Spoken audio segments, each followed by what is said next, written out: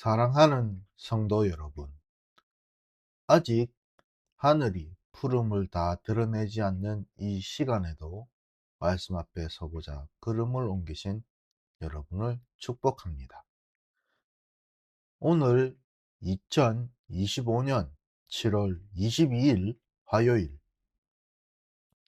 새벽 예배에 함께 모이신 여러분을 축복하며 환영합니다.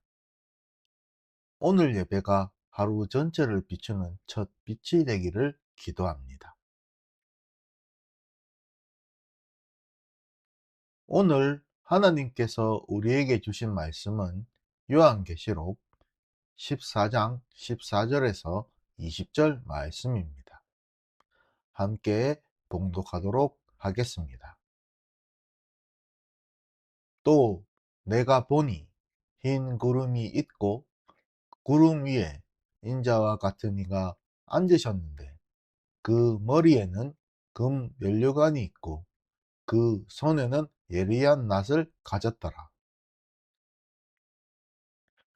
또 다른 천사가 성전으로부터 나와 구름 위에 앉은 이를 향하여 큰 음성으로 외쳐 이르되 당신의 낫을 휘둘러 거두소서. 땅의 곡식이 다 익어 거둘 때가 이르렀습니다 하니, 구름 위에 앉으신 이가 낫을 땅에 휘두르매 땅의 곡식이 거두어지니라. 또 다른 천사가 하늘에 있는 성전에서 나오는데 역시 예리한 낫을 가졌더라. 또 불을 다스리는 다른 천사가 제단으로부터 나와 예리한 낫 가진 자를 향하여 큰 음성으로 불러 이르되 내 예리한 낫을 휘둘러 땅의 포도송이를 거두라. 그 포도가 익었느니라 하더라. 천사가 낫을 땅에 휘둘러 땅의 포도를 거두어 하나님의 진노의 큰 포도주 틀에 던지매 성 밖에서 그 틀이 밟히니 틀에서 피가 나서 말 굴레에까지 닿았고 1600스나디온에 퍼졌더라. 아멘. 요한계시록 14장 14절에서 20절 말씀을 통해 그리스도 안에 있는 자만 거두어 주신다 라는 제목으로 말씀을 나누도록 하겠습니다.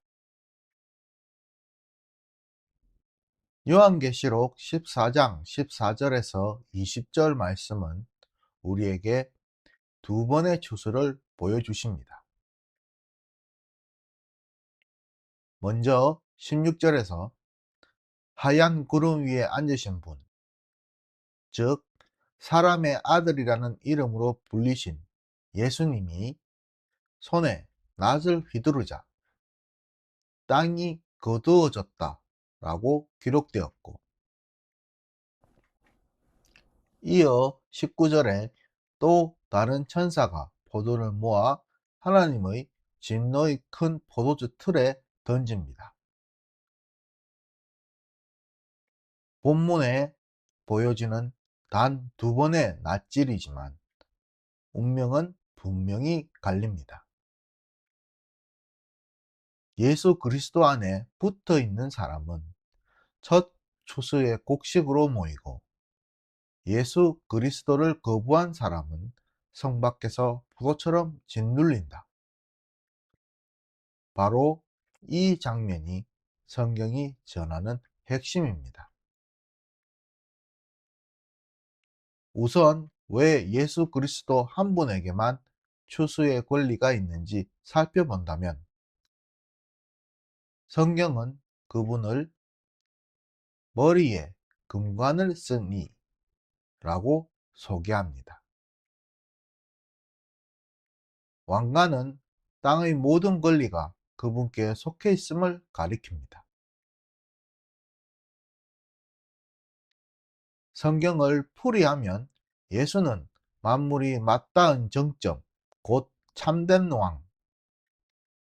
왕이라고 설명하는데, 쉽게 말한다면 세상 어느 누구도 그 어떠한 제도도 그 어떠한 행정적인 처리도 우리 존재를 최종적으로 소유하지 못한다. 오직 하나님과 예수 그리스도 그리고 성령만이 우리를 창조하시고 값주고 사셨기에 주수할 권리를 가지셨습니다.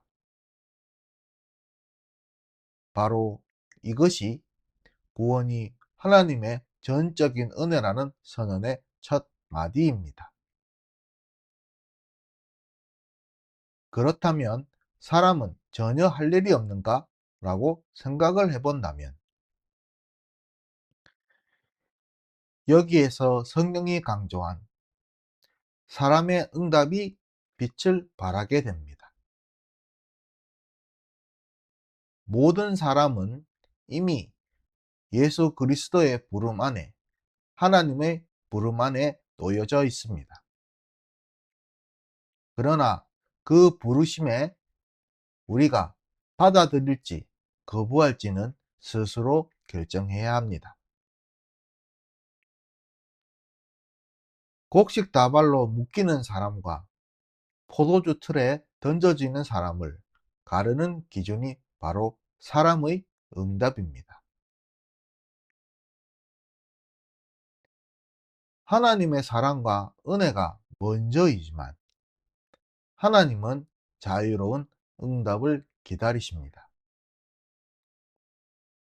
본문이 보여주는 두 번째 추수, 포도수확은 하나님의 사랑이 결코 무른 감정이 아님을 일깨워줍니다. 악을 영원히 방치하면 선도, 사람도 영원히 보호받을 수 없기에 하나님은 왜곡된 힘을, 악을 마지막에 멈추십니다. 포도가 포도주로 변하지 못하고 버려지는 것은 매우 안타까운 일이지만 선택을 거듭 거부한 책임이기도 합니다. 하나님의 구원은 강제 수용이 아니라 하나님의 자유로운 초대입니다.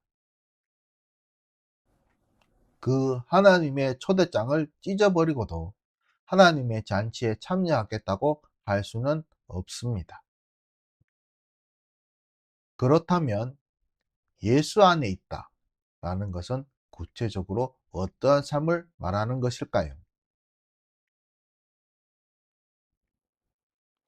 삶의 가치 기준이 달라져서 왕이 나를 귀히 여기셨다 라는 사실에 우리의 자존감이 만들어지고 우리의 우선순위가 이익이 아니라 사랑이 되어 사람과의 관계를 맺는 방식이 달라져 사람을 이용 대상이 아니라 하나님 사랑의 씨앗으로 보고 그 씨앗이 성장하도록 돕는 것, 그것이 바로 달라진 삶입니다. 이러한 삶의 변화를 한마디로 정리한다면 예수의 삶을 살아가는 연습입니다. 완벽함은 아닙니다. 그러나 삶의 방향은 분명히 달라집니다. 혹시 우리는 이러한 의문이 들 수 있습니다. 내 의지와 내 선택 하나가 하나님의 역사적 추수 장면에 무슨 의미가 있을까? 라는 것이지요. 그러나 성경은 본문을 통해 큰 포도주 틀을 이야기하면서도 각 개인의 의지에 대하여 말하며 답을 합니다. 우리의 하루하루가 모여 하나님 역사의 곳간을 채우고 동시에 포도틀에 들어갈 열매의 수를 결정합니다. 다시 말해 평범한 우리의 선택과 일상의 순간에 영원한 농장 주인 하나님이 일을 하신다는 사실을 받아들인다면 우리는 거룩한 예수 그리스도의 길을 걷게 됩니다. 이 우리의 의지로 행하는 성화의 삶이 하나님의 낯질에 화답하는 손짓이 됩니다. 마무리 정리해 보겠습니다. 우리가 얻은 구원은 전적으로 하나님의 선물입니다. 그러나 구원이라는 선물을 포장재로 방치만 한다면 구원은 우리의 것이 되지 않습니다.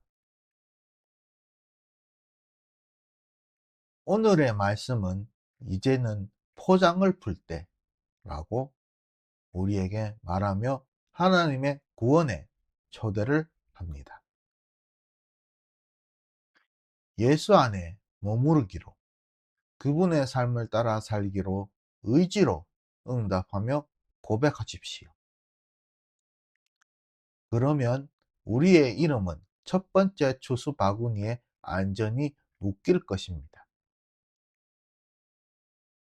반대로 그 고백을 계속 아직은 나중에라고 하며 미루면 결국 두 번째 추수에 섞여 버릴 수도 있습니다.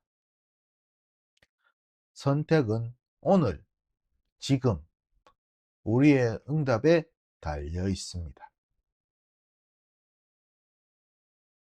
기도하시겠습니다. 살아계시고 우리를 사랑하시는 생명의 하나님. 하나님께서 첫 낫을 드실 때 우리의 이름이 곡식처럼 안전히 묶이길 원하옵나이다. 여전히 우리를 부르시는 초대에 오늘 응답하게 해 주시고 예수님의 삶을 따라 사랑과 정직으로 하루를 채우게 해 주시옵소서.